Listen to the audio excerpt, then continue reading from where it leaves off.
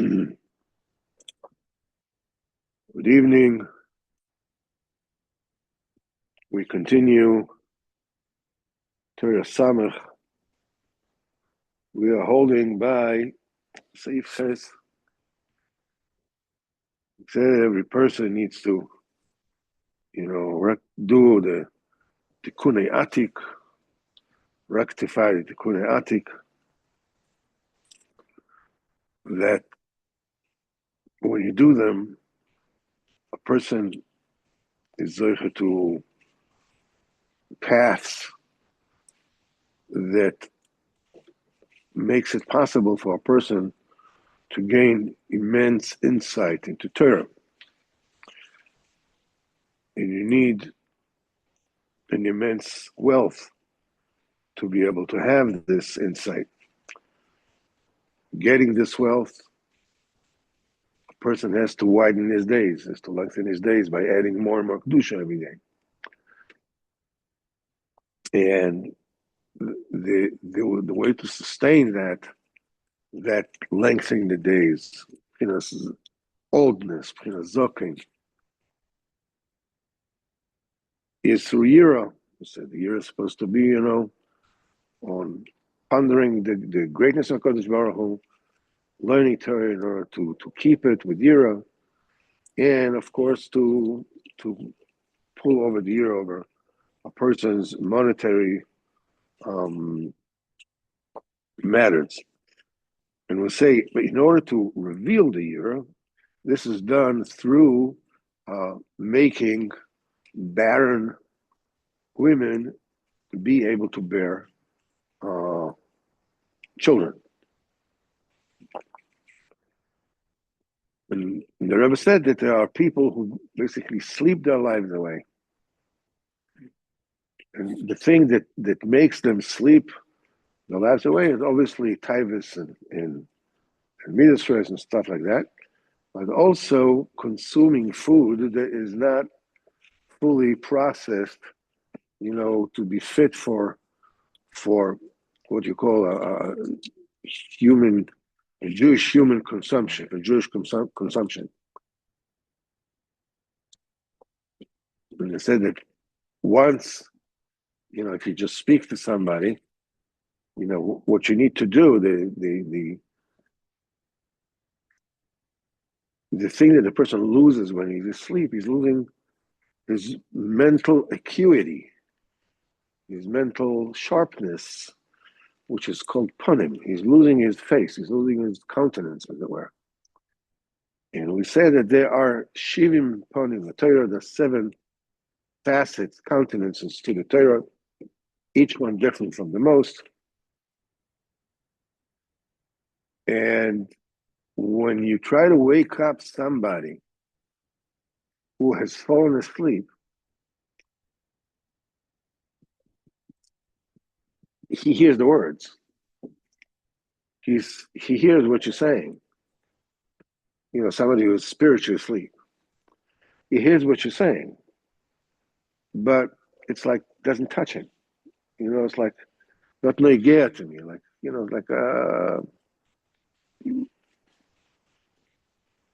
One goes in one ear, out the other. Something like that. It's like it's very nice. It's like a. You can even. Yeah, I mean, it's like. So when you show. You were saying at this time of year, you have this feeling of. Did you say that last time? No, I had a cold. So I was a little. No, you're saying something about the tekufa. Now Like in between. It's not just me. It's a tekufa between the tekufa of the winter and the tekufa of the summer. Like an in between. It's not here, not there, but it's something else. Feel something. Everybody is experiencing. We're sort of like deviating from the subject, but. That's the type of sleeping. It's not. It's a type of void, type of darkness. It's It's a kind of sleep. Here we're talking about a principled sleep. People that sorry, that live their lives like that. What do you want from me? I'm going to shul, I'm davening, I'm learning, I have daf yomi, I have halacha, whatever it is, I have shiurim, everything else. But the whole thing is sleepwalking spiritually. What does it mean? It means you're not connected to Kadosh Baruch Hu with your avodah. You're doing what you need to do as a good Jew, Beseder, Kol Beseder, but the avodah does not have that capacity to raise. In other words, to change reality, to change the spiritual reality. And this is what we're created for, okay? To actually feed all the spiritual realms. If a person is doing the mitzvahs by rote, by mitzvahs anoshim ilumada, so basically, I mean, you're surfing through life. You're basically take more time to pray, not rush through it. bevadai, bevadai. But the Rebbe says that just showing a person his true face, his true connection to Kadosh Baruch Hu, will not wake him up, because either taivus or virus or consuming food that was not fully purified for human consumption is inducing that sleep. I mean, try to wake up somebody who's inducing his sleep. What can you do? I mean, the guy is asleep. So what you need to do, he says, Rabbi says, when the person wakes up a little by himself, says, I wish I would, so then to wake him up has to be like a very sophisticated mechanism, which is called,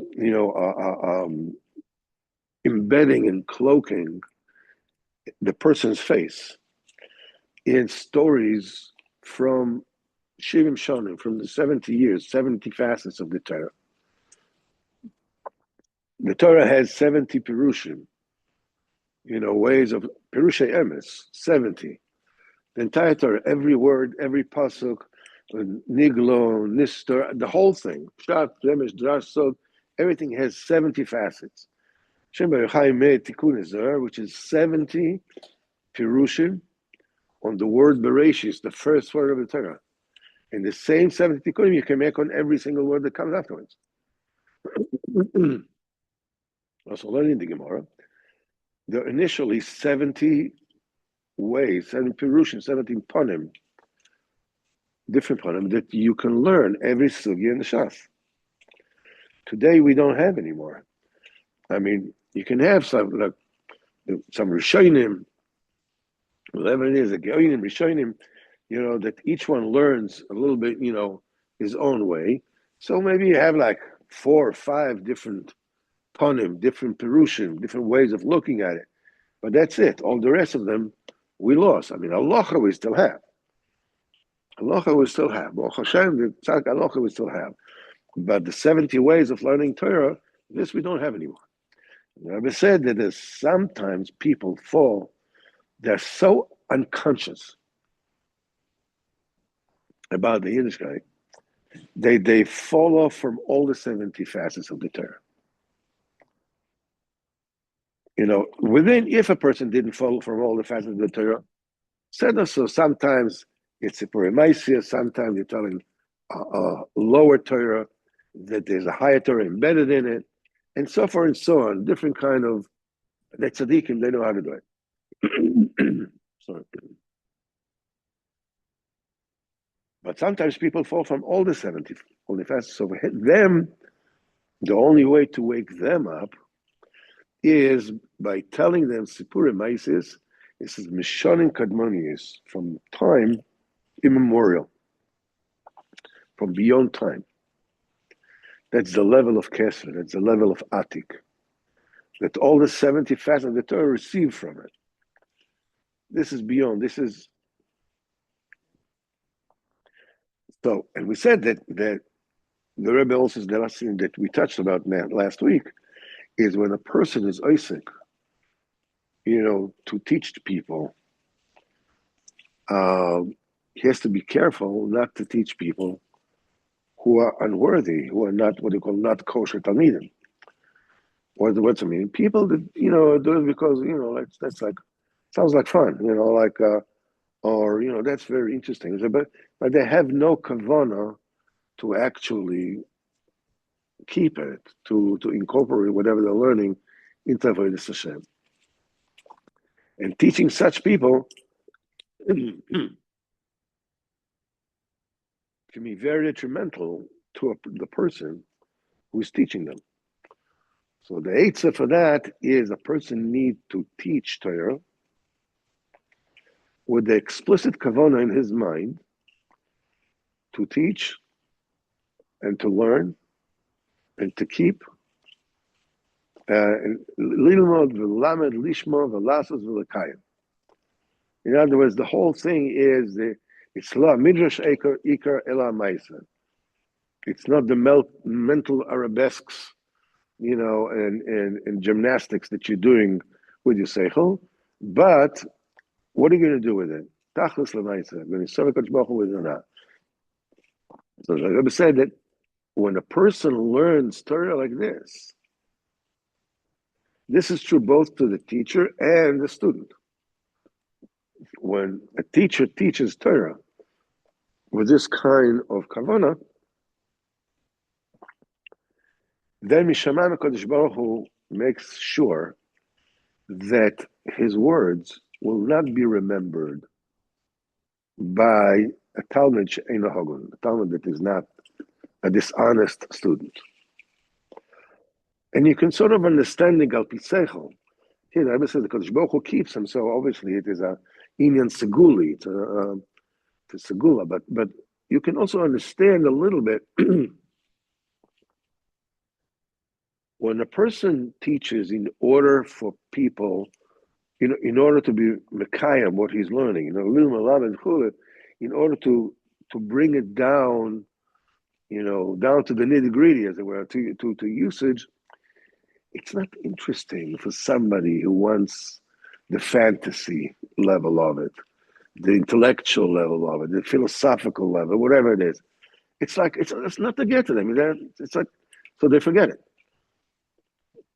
It's not written on their hearts. We said before that it is from the heart that it goes into the brain. The heart means that what a person wants, what a person is interested, and whatever a person is not interested in doesn't get written in his brain. Like if you're walking in the street, you don't remember all the people that went in the street. And something happened, you take a look at it. It was very interesting. So you take a look, you remember it. The same thing is over here. But nevertheless, it says, so we are holding by Sif Ches.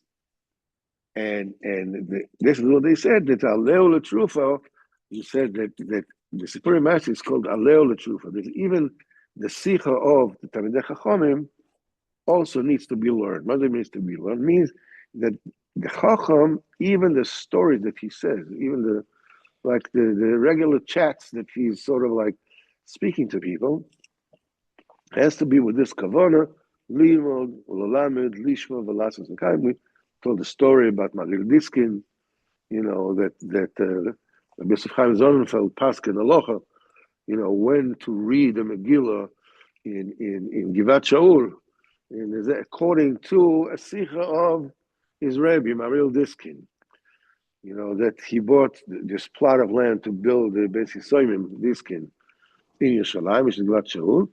And Marir Diskin said, I was able to buy a land in Yerushalayim.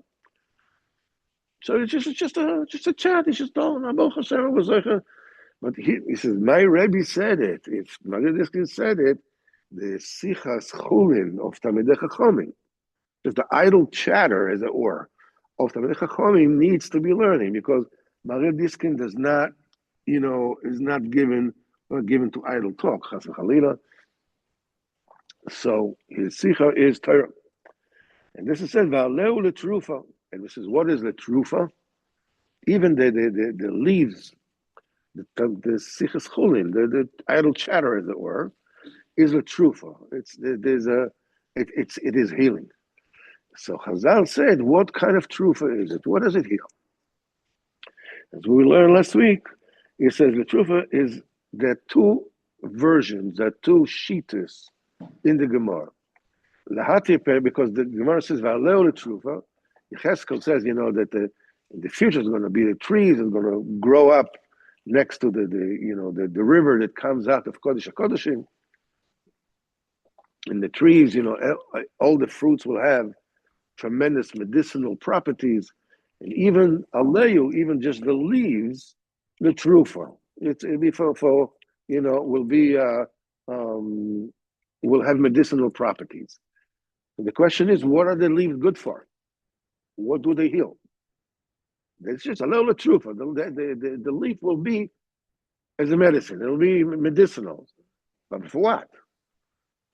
So Mimele, we said that Chazal said, if Chazal did not mention, if the Navi does not mention exactly what affliction the leaves will make go away, so it must be that within the word itself that it says, it describes that it'll be medicinal, there's a hint of what does it heal.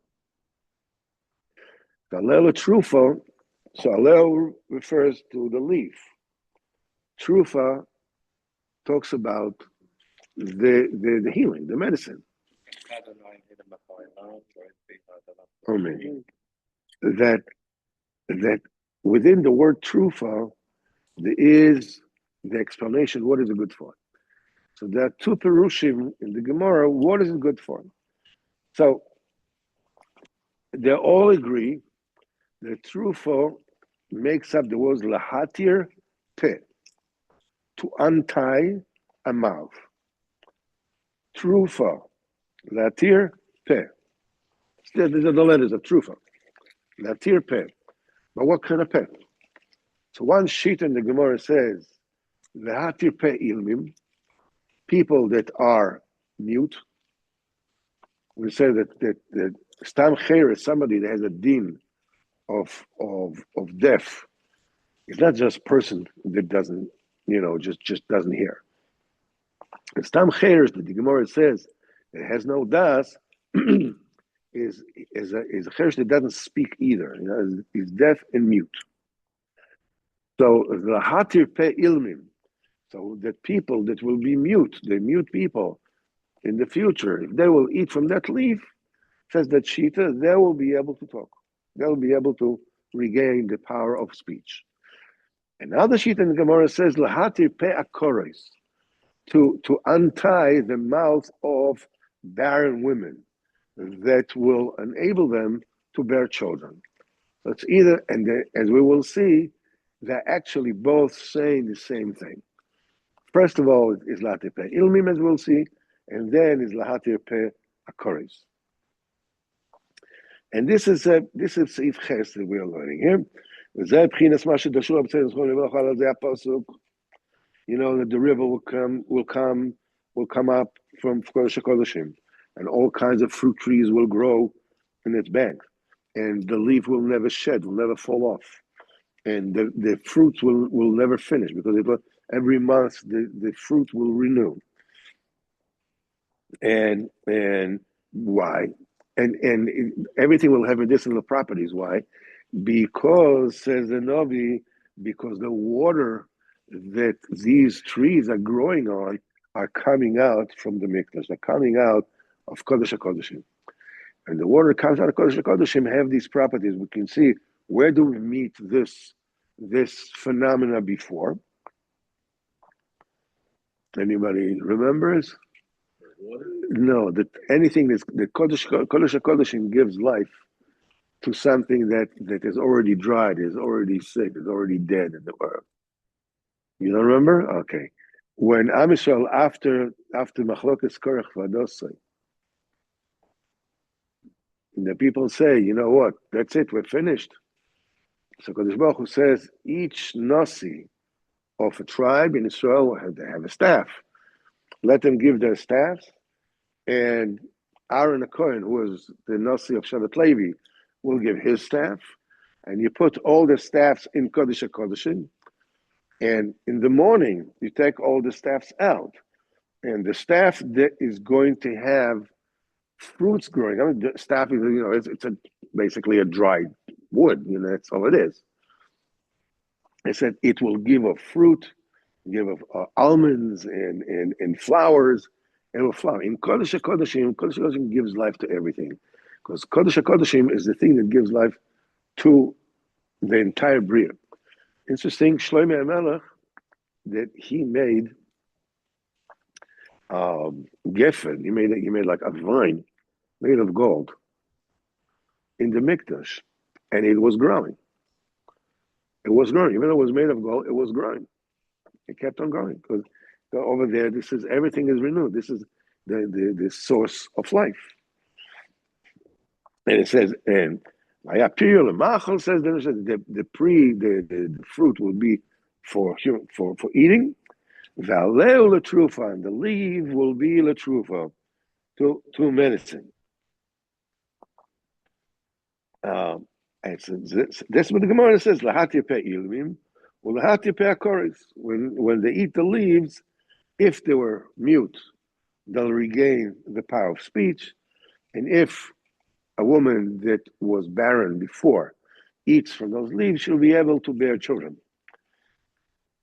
The Gemara says this holds very deep remez in it. And it says as follows. When a person wakes people up from their sleep, from their spiritual sleep, by telling the story, we say it seems like idle chatter. It's a story, nothing. It's just a nice story. But in the story, there is a medicinal property to wake a person from his sleep. This causes those who are mute, who had an aspect of being mute, it enables them to talk. Before, when they were basically asleep, they were sleepwalking. They would not even hear, the urging of the Chacham. The Chacham is trying to wake them up. I mean, it's like, okay, so you said it. It's a very nice word. Like, it's like I remember I learned with someone as Likutey Moharan, it's a certain portion, and he looks at it and says, like, well, that's a nice idea. Nice idea. That's a nice idea. This is Divin Kim Chaim. This is something to live by. No, it's just, I am the one who looks at it, and this is an idea. Not bad. It's like that means you're totally asleep. You don't make it personal. You just make it like a intellectual hobby kind of thing. The words did not enter this. You said, who said it? Goes in one ear, goes out the other. You said it. Goes in one ear, goes out the other. It's like the words that don't enter the ears. They don't hear. Yeah, they hear the physical words, but they don't hear the essence of the words. It still remains something which is like theoretical. Like it's an intellectual game kind of. The Zohar says, fortunate is he who has the zchus, has the merit to speak to an ear that is listening, the ear that hears. Obviously, whenever you speak to somebody who has sense of hearing, he hears what you say. But that's not what the Zohar says. The Zohar says, fortunate is somebody who is zecher to speak to an ear that hears. I'll tell you a little story about it afterwards. They were like deaf. They were deaf. They were like, because a regular deaf that the Gemara says it has the halachic ramifications of being deaf is a deaf that doesn't talk, a deaf and mute. Somebody who is deaf, and he has a das, but someone who's deaf and mute, is never heard. He was never developed the power to speak, so he has no das. Kistam cheresh, because they didn't hear, they weren't able to talk before HaKadosh Baruch Hu. Kistam cheresh hu she'einu shomea ve'einu medaber. This is what the Gemara says in Trumas, in Chagiga, that Stam Cheresh, the Gemara speaks about that, that that a Kenyan is not a Kenyan, all kinds of different halachic ramifications. We're talking about somebody who doesn't hear and doesn't talk. You cannot speak before HaKadosh Baruch Hu. And now, when the Chacham wakes him up, he's able to reach him. He tells him a story, and he hears a story like it's just a nice little story. But subliminally, the inside of the story reaches the places inside that personality and wakes him up. He doesn't even realize that. All he knows is hearing the story. And somehow he's interested. He's like, tell me more about it. It's a very common complaint. The people that come from Uman, Rosh Hashanah, when they come back, like they lose all the gefühl, all the P in the Yiddishkeit. They're not interested. I don't know why, whatever it is. Rosh Hashanah, Uman, Tikkun HaKlal, Lomi, whatever it is, the whole thing, whatever it is. It's not like you come back from Uman, you see the Snefesh, you went there, you came, with the whole thing, and you come back, and the words taste like straw in the person's mouth. Doesn't cheshik to do this, doesn't to do that. So there was a person that many years ago, I think a lawyer, whatever it is, that went to Uman, and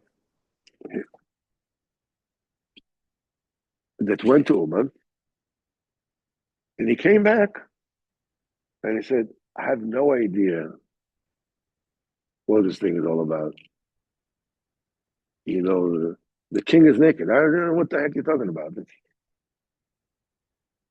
It took him 6 months. In 6 months, suddenly, he was fired up like a rocket. He started, serving HaKadosh Baruch Hu, started being interested because the Chacham woke him up. The Chacham woke him up, and he hears his words.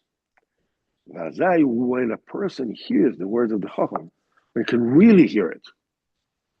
Like in English, they say, like, I hear you. Not just that I hear what you're saying. I hear you. I really hear you. Then they can actually speak. Speak what? Diburim K'doshim. They can start communicating with HaKadosh Baruch Hu. What is the people who came back home? So I'm saying, because it's, of the big high, there has to be an incubation period. Things have to grow inside the new level. So it takes time, and then suddenly, boom, it comes out. Because that's usually happens. Like the Rebbe says that when a person comes to the Chacham, it's a Torah Likutey Moharan. A person comes to, to Tzaddik Emes, he says that he falls from all this cheshik d'avodas Hashem. Why? He says because until then, because until then he had a Yetzer Hara. He had the Yetzer Hara, certain Yetzer Hara. And when by coming to the Tzaddik Emes, he broke it. Now he has a much bigger Yetzer Hara than there had been before. So what does it mean you have a bigger Yetzer Hara? You don't feel like doing anything. It's not like you're feeling good, let's go paint the town red. Let's go out and party. It just doesn't have before you had a cheshik, whatever, because you had a Yetzer Hara. You're able to deal with it, whatever it is. You came to the tzaddik, that Yetzer Hara was broken, finished. What do you think now you're going to go to Florida, sit down under the parasol with a little Campari with a little umbrella in it, paper umbrella. And you're getting a new. I made it. Yeah, he made it. Take a medal. Now you're getting a big Yitzhahara. What does it mean? Suddenly you don't feel like doing anything. And slowly, by holding on, then it builds up. This is what it means to untie the mouth of mutes. That when a person hears the Purim Isis, he's awakened up from his slumber, spiritual slumber, and he can speak before HaKadosh Baruch Hu. He can talk. What it says in Mishlei, Ptach picha le'ilim, open up your mouth to a mute. Now, Shlomo Melech was the wisest of all men. What good will it be that I open my mouth to a mute? I have to open the mute's mouth, not my mouth. No, but when you ptach picha, when you're telling him Sipurim Maisis and wake him up, that opens up his mouth. And that's the first effect of opening the mouth of those that until now spirits were considered mute. All the diburim was that Trump is going to attack, Trump is not going to attack, and this like they have all the time they have these polls. Throughout this party goes up and this party goes up, but there's no election now. What are you talking about? Yeah, but this one is going up and this is going down. It's a year from now, 2 years from now, whatever it's going to be. What are you talking about polls now? Because it's something to talk about. Because, what do you want? Just to keep quiet? I have to be interested in something. So you're talking about shtusim. Basically, you're mute. The Rebbe says, that any dibur that has no good in it, a dibur that doesn't have good in it, is not called a dibur. The bli nishma koilom, that the voice is not being heard. It's not a dibur b'chlal, just noise. I mean, you take a look at what are they arguing about? This and that and this and that. The whole thing is one big shtus. They had the same argument 50 years ago, and 100 years ago, and 150 years ago, and 200 years ago, and 300 years ago, 400 years ago, 500 years ago. They all had, this one is against that one, this one is, if we only win this, and there will be that. Gulish mit nicht. It's nothing. Now you woke them up. The true diburim, actual speech, real speech, is when you speak diburim kedoshim, when you actually speak holy diburim before HaKadosh Baruch Hu. That has an effect. It continues. It snowballs. It causes the mouths of barren women to give birth. And it says, what's got to do one with another? What is Nageya? He says, those people, that were not talking real diburim, it's their divine intellect was locked up. All these diburim, this holy diburim, it was locked up. It was building and pressure. The pressure was growing and growing and growing inside them without any outlet. They were deaf and mute. Now what happens? You take a balloon. So what happens? If you just let the air go, it flies all over the room, right? But what happens if you do it in one shot? You just put a pin to a balloon, bam! It just explodes in one shot. It comes out with tremendous force. All that force, all that pent up koyach of dibur, now just explodes. He says, Gibore koyach, those with tremendous strength, they're doing his speech. And this, in other words, in this particular pasuk in Tehillim, is the inyan that the dibur that comes out with great force, with great gevura, like a boom. And when that that force comes out with such power, such gvura, that koach arrives at the organs of procreation. Bivchinas, Yaakov Avinu says about Reuben b'choiri koichi v'reshis oini. You are my koach. You are the first expression of my koach, of my gvura, of my might. Reshis oini. You are the firstborn. This first son of Yaakov Avinu is called Yaakov Avinu's koach.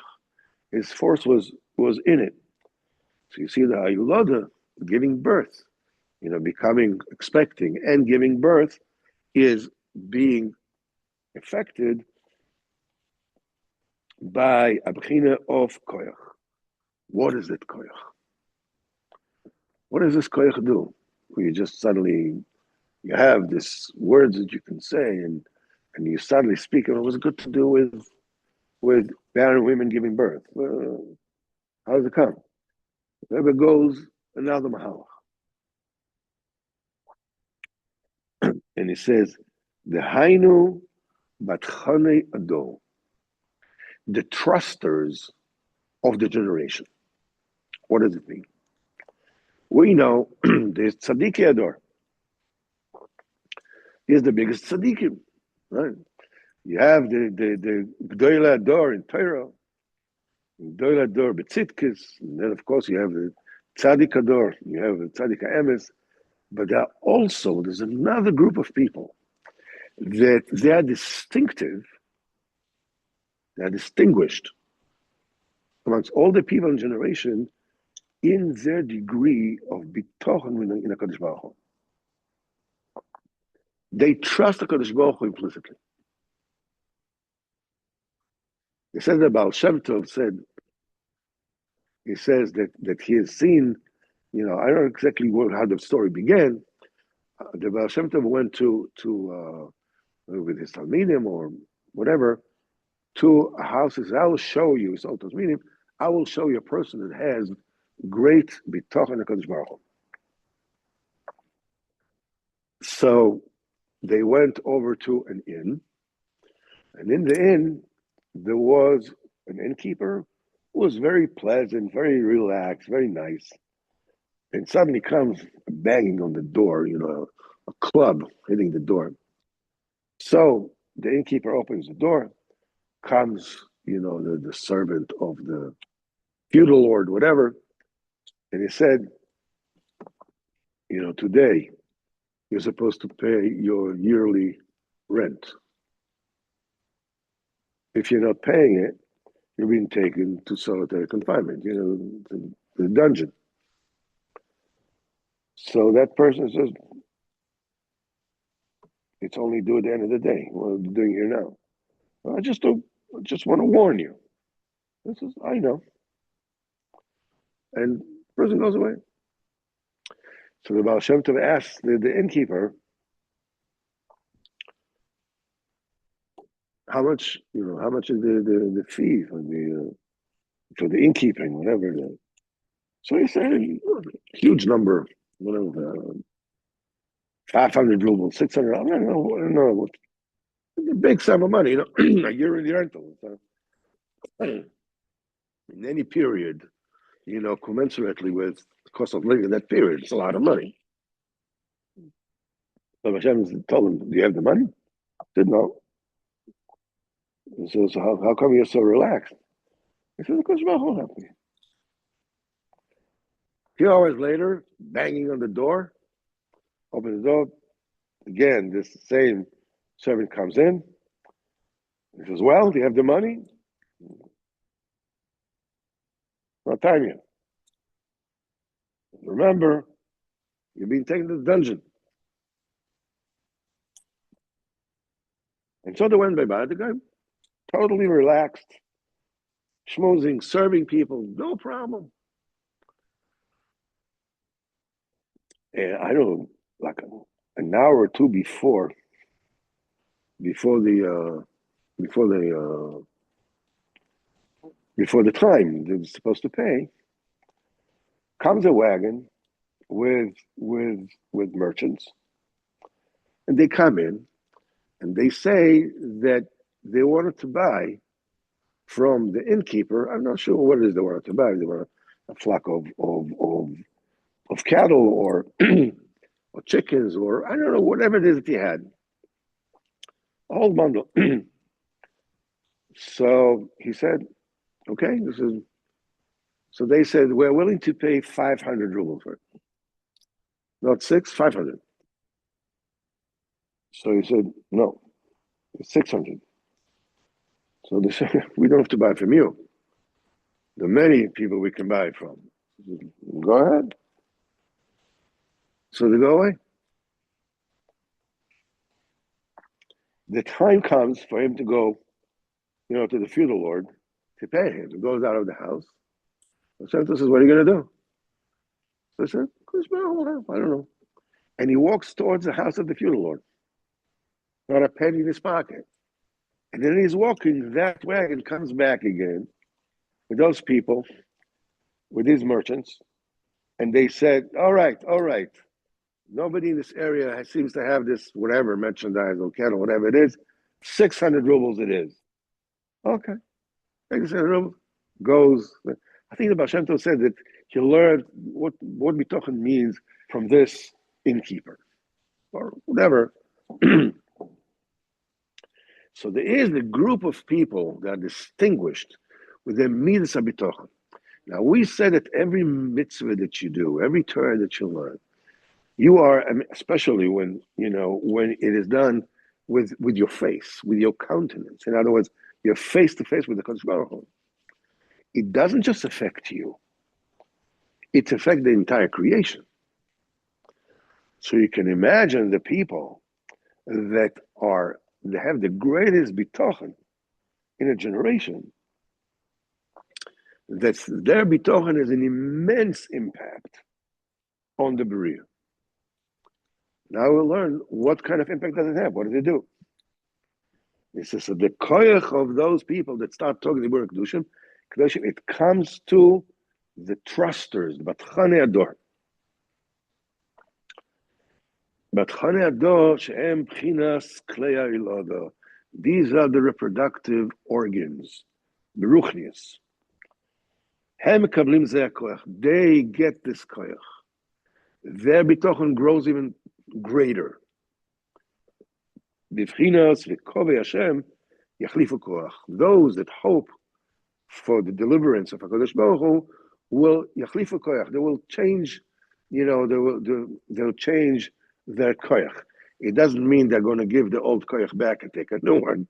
It just means that the koach that had before is going to grow immeasurably. Those that are hoping for HaKadosh Baruch Hu, that yearn for HaKadosh Baruch Hu, their eyes are totally, to HaKadosh Baruch Hu, with bitochen, they're zoichet to receive this koyach ha'ilada, this koyach to give birth.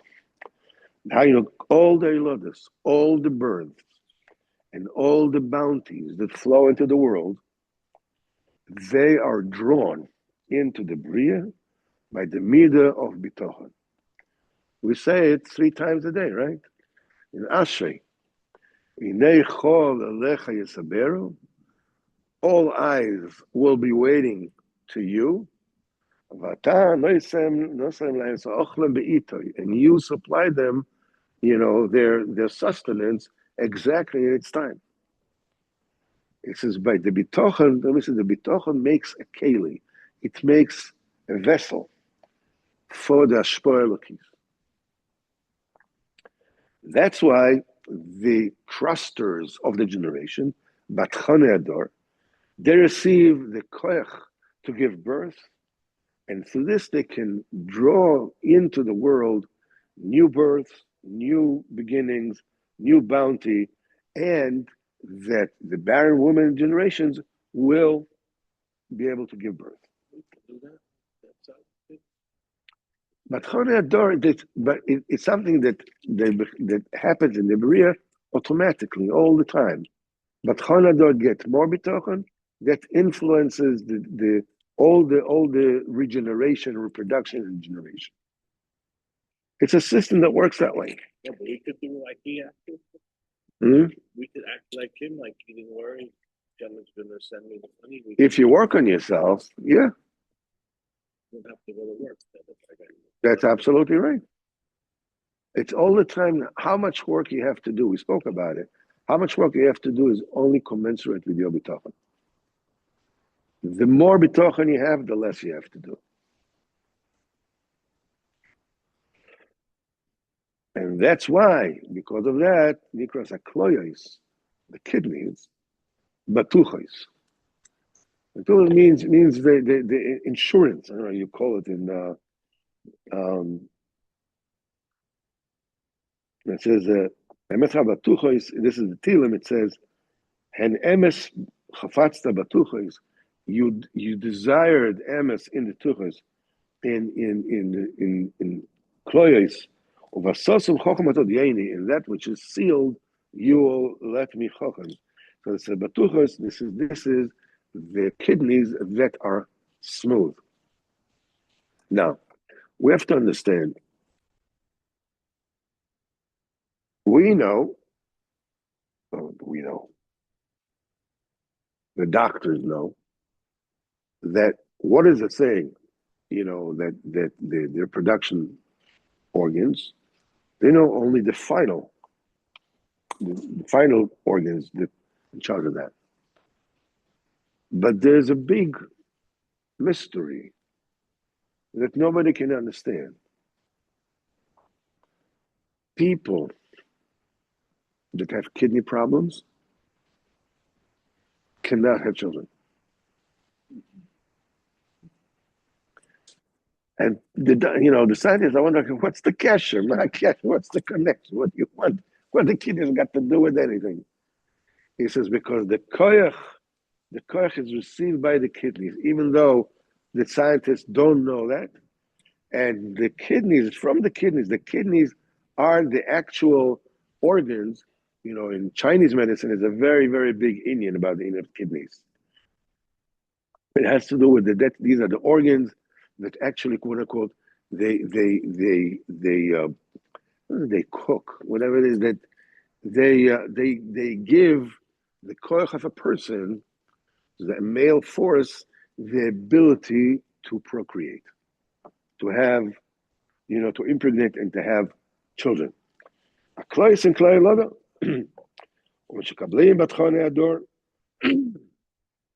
When these trusters of the generation, they get this koach of the dibor,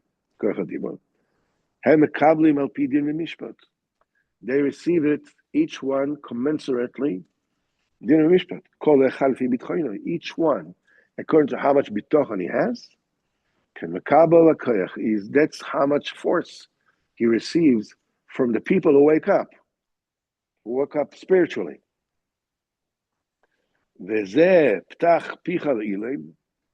Open up your mouth. This is what the pasuk says. El din kol bnei cholof. This is what is said in so let's see. This is where's the pasuk?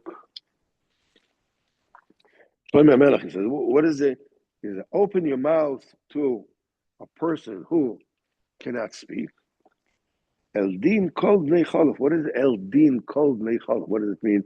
All those that are the children of passing.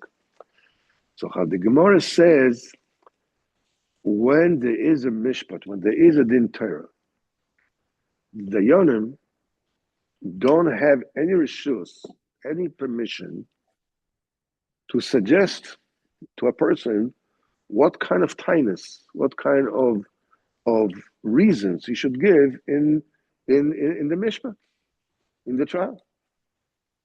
You're not allowed to do that. They have to come, they have to say, we're calling it the tinus, this is how it's done.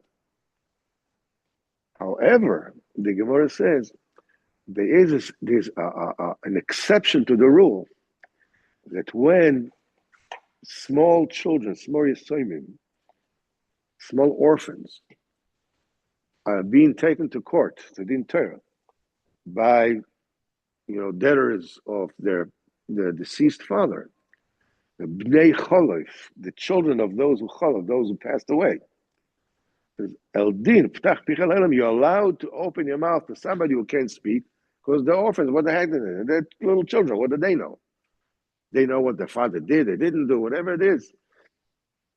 So in that specific case, the Beis Din is allowed to suggest to the Yisayimim, maybe it was this way, maybe it was that way, maybe your father left, I don't know, some kind of a copybook with this, maybe that. It's not that they're telling reasons that this is for sure what happened. They're suggesting for the Yisayimim, if it's possible, go ahead and take a look. If there is a copy or whatever it is, they're allowed to suggest to them. Just open your mouth, your mouth, to those who can't speak. Because small orphans, they cannot speak. We're talking about bnei cholov. Why do you say, why didn't Shlomo Melech say Yisayimim? Open up your mouth to Yisayimim. Why are you using this kind of bnei cholov, the sons of those who passed? Cholov is it says because Shlomo Melech wants to be merama, is that the sons, the children, they are the consequence of koyve Hashem. Yachlifu koyach. Koyve Hashem get more koyach. That affected the bnei cholov. They are the one who actually bring about the Toilada.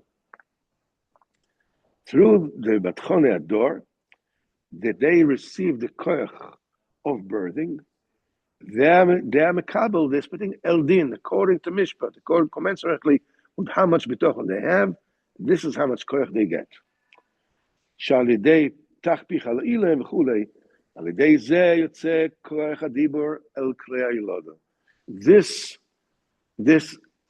expresses the koyach adibur that came out of the dibur into klei ha'ilada. Shara batchonim. That receive it al pidin and mishpat.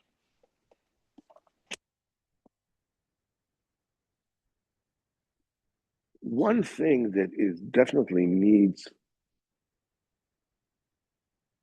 that we need to learn, besides, Baruch Hashem, we covered more another part, and then the Rebbe ties the whole thing together. And then we see how the entire limud is one neat package. Right now, we're putting another piece of the puzzle, and basically what we're doing is we're going backwards, from the beginning, the end. The end result is that you have Tvunas HaTorah L'Omka, that you have Tikkunei Atik, you're getting visions into Torah that are otherwise impossible to get. But in order to get this, you need to have that. In order to have that, you have to have that. It goes, and as we're going further and further into the Torah, we're actually going backwards. We're reverse engineering, as it were. But the one thing is for sure. You say, David HaMelech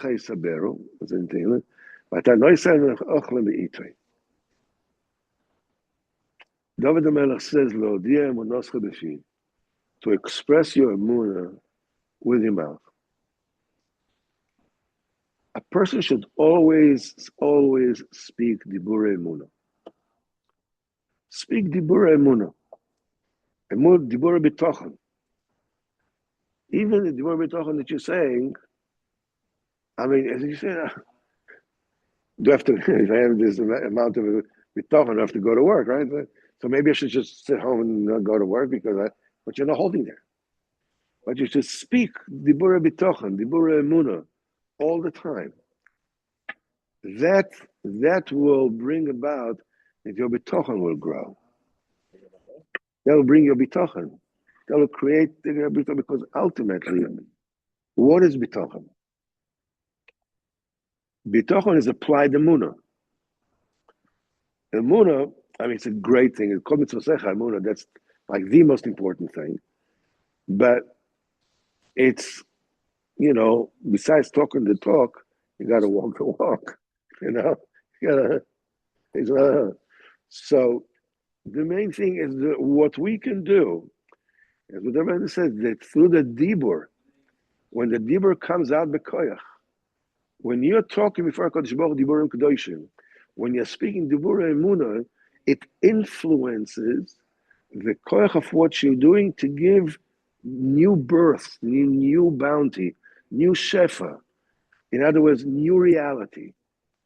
Because a person sees himself, this is where I'm in life. I don't see things changing. Well, what can happen? This is who I am. I'm stuck there, whatever. The more emunah that you said, the more bitochon you have. The more bitochon you have, the more bitochon you have, the more the diburim that you speak will have results, will change your reality. Not only your reality, but those close to you and the entire world. Because Baruch Hu should help us, B'ezrat Hashem, as we are advancing through this immensely profound and not at all simple Torah, that B'ezrat Hashem, we should have great emunah and great bitachon and speak diburim kedoshim and wake up from our sleep and have yira and learn with yira, with all the different levels of yira, and be able, Zat Hashem, to fend away, the hevel achen, the sheker achen, the hevel ayofi, get rid of the attraction to nonsense in this world. And Zat Hashem, with this, we're able to be zoche to ashir the kedusha, and Zat Hashem to zoche to these shvilim, these paths in Torah that will afford us great insight into the Torah. Zat Hashem, Vina B'Samikdash, Mimira B'Ameinu, Amen. Kol Tov and get Shabbos. Atzlocha b'kol ha'inyonim. Yeah.